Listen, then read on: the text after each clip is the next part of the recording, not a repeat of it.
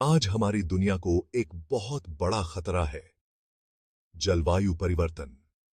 हम fossil fuels पर बहुत ज्यादा निर्भर हैं। ये फ्यूल्स हानिकारक ग्रीन हाउस गैसेस पैदा करते हैं। हमें दूसरे एनर्जी सोर्सेस की जरूरत है। इथेनॉल एक अच्छा सोल्यूशन है। इथेनॉल एक बायोफ्यूल है। यह रिन्यूएबल रिसोर्सेज से बनता है। यह गैसोलीन से ज्यादा क्लीन जलता है। इथेनॉल हमारे कार्बन फुटप्रिंट को कम करने में मदद कर सकता है। यह फॉसिल फ्यूल्स पर हमारी निर्भरता घटा सकता है। इथेनॉल सस्टेनेबल फ्यूचर के लिए बहुत जरूरी है।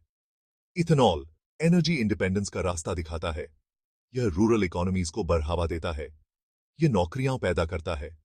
इथेनॉल सिर्फ एक ईंधन नहीं है, यह हम सबके लिए एक ग्रीनर और ज्यादा सस्टेनेबल फ्यूचर की तरफ एक कदम है। इथेनॉल एक तरह का अल्कोहल है। इसे एथिल अल्कोहल भी कहते हैं। यह एक क्लियर और कलरलेस लिक्विड है। इथेनॉल में थोड़ी सी मीठी गंध होती है। यह फर्मेंटेशन नामक प्रक्रिया से बनता है। फर्मेंटेशन में यीस्ट जैसे सूक्ष्म जीवों का उपयोग होता है। यीस्ट शुगर्स को इथेनॉल में बदल देता है। इस प्रक्रिया में कार्बन डाइऑक्साइड भी बनती है। इथेनॉल बनाने के लिए कच्चे माल आमतौर पर पौधे होते हैं। इन पौधों में शुगर्स या स्टार्चेस भरपूर मात्रा में होते हैं। इथेनॉल एक रिन्यूएबल फ्यूल है। इसका मतलब है कि इसे समय के साथ फिर से भरा जा सकता है। यह फॉसिल फ्यूल से अलग है, जो फाइनाइट रिसोर्सेज हैं। इथेनॉल गैसोलीन का एक सस्टेनेबल विकल्प है। इथेनॉल बनाने के लिए कई तरह के रॉ मटेरियल्स का इस्तेमाल होता है। इन मटेरियल्स को फीडस्टॉक्स कहा जाता है। सबसे आम फीडस्टॉक्स ऐसे पौधे हैं जिनमें शुगर्स या स्टार्चेस ज्यादा होते हैं। शुगर बेस्ड फीडस्टॉक्स में शुगर केन और शुगर बीट्स शामिल हैं। इन क्रॉप्स को सीधे फर्मेंट किया जा सकता है। स्टार्च बेस्ड फीडस्टॉक्स में कॉर्न, व्हीट और आलू शामिल हैं। फर्मेंटेशन से पहले इनके स्टार्चेस को शुगर्स में बदलना पड़ता है। सेलुलोसिक फीडस्टॉक्स भी एथेनॉल का एक स्रोत हैं। इनमें कॉर्न स्टोवर और व्हीट स्ट्रॉ जैसे एग्रीकल्चरल रेसिड्यूज शामिल हैं। वुड चिप्स और स्विच ग्रास जैसी डेडिकेटेड एनर्जी क्रॉप्स का भी इस्तेमाल किया जाता है। सेलुलोसिक इथेनॉल पौधों के उन हिस्सों का उपयोग करता है जिन्हें खाया नहीं जाता है। इससे फूड प्रोडक्शन के साथ कंपटीशन कम होती है। इथेनॉल बनाने में कई स्टेप्स होते हैं। ये स्टेप्स रॉ मटेरियल्स को उपयोगी ईंधन में बदल देते हैं। पहला स्टेप है प्री ट्रीटमेंट। यह स्टार्च बेस्ड और सेलुलोसिक फीडस्टॉक्स पर लागू होता है। प्री ट्रीटमेंट कॉम्प्लेक्स कार्बोहाइड्रेट्स को तोड़कर सिंपलर शुगर्स में बदल देता है। अगला स्टेप है फर्मेंटेशन। यीस्ट जैसे सूक्ष्म जीवों को शुगरी सॉल्यूशन में मिलाया जाता है। यीस्ट शुगर्स को इथेनॉल और कार्बन डाइऑक्साइड में बदल देता है। इस प्रक्रिया में आमतौर पर कुछ दिन लगते हैं। फर्मेंटेशन के बाद इथेनॉल को मिश्रण से अलग कर दिया जाता है। यह डिस्टिलेशन के जरिए किया जाता है। डिस्टिलेशन में लिक्विड्स को उनके बॉइलिंग पॉइंट्स के आधार पर अलग करने के लिए हीट का यूज होता है। आखिरी स्टेप है डिहाइड्रेशन। इससे इथेनॉल से बचा हुआ सारा पानी निकल जाता है। इससे फ्यूल ग्रेड इथेनॉल मिलता है। सेक्शन 5 एथेनॉल के उपयोग। इथेनॉल के कई उपयोग हैं। इसका सबसे आम उपयोग ईंधन के रूप में होता है। इथेनॉल को गैसोलीन के साथ मिलाया जाता है। इससे गैसोहॉल नामक फ्यूल ब्लेंड बनता है। गैसोहॉल का उपयोग व्हीकल्स में किया जाता है। यह ग्रीन हाउस गैस इमिशंस को कम करने में मदद करता है। इथेनॉल का उपयोग केमिकल इंडस्ट्री में भी किया जाता है।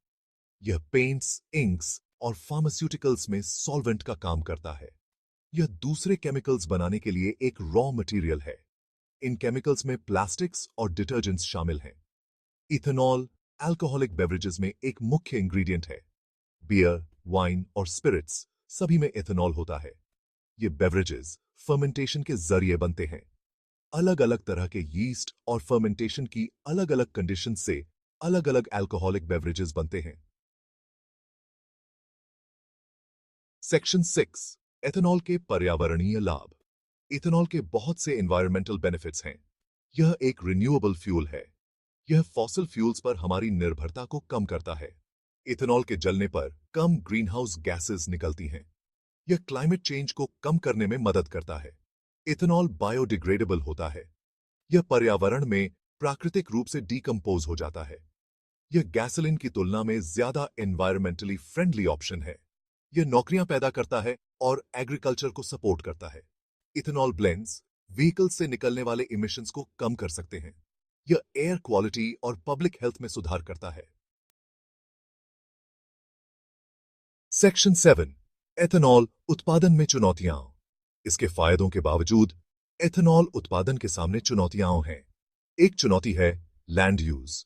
एथेनॉल के लिए क्रॉप्स उगाने के लिए बहुत ज्यादा जमीन की जरूरत होती है। इससे डिफोरेस्टेशन हो सकता है और जानवरों के रहने की जगह खत्म हो सकती है। एक और चुनौती है इथेनॉल उत्पादन की एनर्जी इंटेंसिटी। इथेनॉल बनाने की प्रक्रिया में खेती, ट्रांसपोर्टेशन और प्रोसेसिंग के लिए एनर्जी की जरूरत होती है। यह एनर्जी अक्सर फॉसिल फ्यूल से आती है। यह इथेनॉल के ओवरऑल एनवायरमेंटल बेनिफिट्स को कम करता है। फूड वर्सेस फ्यूल डिबेट एक बड़ी चिंता का विषय है। इथेनॉल उत्पादन के लिए फूड क्रॉप्स का उपयोग करने से फूड प्राइसेस पर असर पड़ सकता है और अवेलेबिलिटी पर भी। यह डेवलपिंग कंट्रीज में खास तौर पर चिंता का विषय है। बायोफ्यूल्स की डिमांड के साथ साथ फूड सिक्योरिटी को बैलेंस करना बहुत जरूरी है।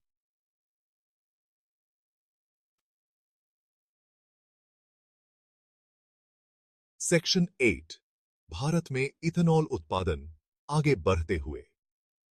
भारत ग्लोबल इथेनॉल उत्पादन में एक प्रमुख देश है। देश में एनर्जी की डिमांड बहुत ज्यादा है और बढ़ती जा रही है। इथेनॉल महंगे तेल के आयात के मुकाबले एक अच्छा विकल्प है। भारत ने इथेनॉल उत्पादन को बढ़ावा देने के लिए कई इनिशिएटिव्स शुरू किए हैं। इथेनॉल ब्लेंडिंग प्रोग्राम या ईबीपी का उद्देश्य गैसोलाइन में इथेनॉल मिलाना है। इससे फॉसिल फ्यूल्स पर निर्भरता कम होती है। भारत इथेनॉल उत्पादन के लिए मुख्य रूप से शुगर केन और मोलासिस का उपयोग करता है। ये आसानी से उपलब्ध हैं और कॉस्ट इफेक्टिव फीडस्टॉक्स हैं। सरकार इथेनॉल प्रोड्यूसर्स को इंसेंटिव्स देती है। ये इंसेंटिव्स इस सेक्टर में इन्वेस्टमेंट और इनोवेशन को बढ़ावा देते हैं। भारत सेकंड जनरेशन इथेनॉल की संभावनाओं को तलाश रहा है। यह एग्रीकल्चरल रेजिड्यूज का उपयोग करता है और फूड क्रॉप्स पर निर्भरता को कम करता है। इथेनॉल का वादा। इथेनॉल में भविष्य के ईंधन के रूप में अपार संभावनाएं हैं। यह फॉसिल फ्यूल्स का एक रिन्यूएबल और क्लीनर विकल्प है। Ethanol energy security, economic growth और एनवायरमेंटल सस्टेनेबिलिटी में योगदान दे सकता है। हालांकि लैंड यूज और फूड सिक्योरिटी के मामले में चुनौतियां हैं। निरंतर रिसर्च और डेवलपमेंट बहुत जरूरी है। हमें ज्यादा एफिशिएंट प्रोडक्शन मेथड्स खोजने की जरूरत है। हमें नॉन फूड फीडस्टॉक्स का उपयोग करने की जरूरत है। इथेनॉल में इन्वेस्ट करके हम एक सस्टेनेबल फ्यूचर में इन्वेस्ट कर रहे हैं। यह एक ऐसे भविष्य की ओर कदम है जहां हवा साफ होगी, कार्बन एमिशंस कम होंगे और एनर्जी पोर्टफोलियो ज्यादा डाइवर्सिफाइड होगा।